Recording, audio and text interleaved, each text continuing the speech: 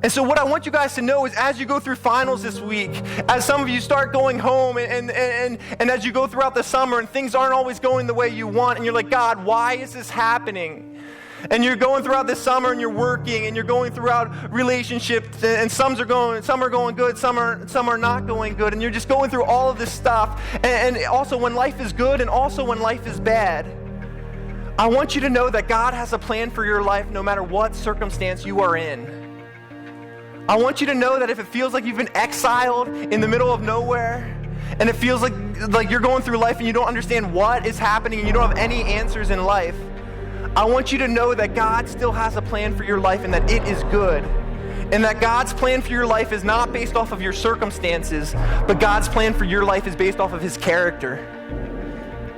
And I read a quote, I read it on Twitter. I was kind of excited to say I read this quote on Twitter. But I read this quote from Spurgeon that says, the theologian Spurgeon, it says, "When you can't trace His hand, that's when you must learn to trust His heart."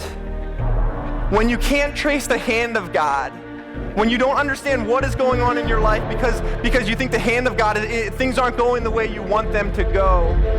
When you go home and your parents are still divorced. When you go home and you're really excited to be with your friends. When you go home, when you can't figure out what God's hands are doing, that's when you got to start to learn to trust the heart of God.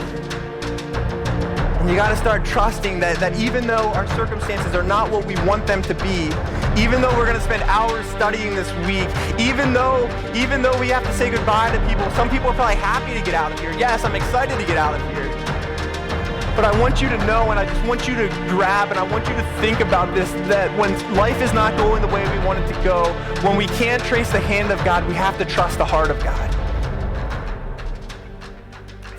And I just find so much peace and so much comfort in that.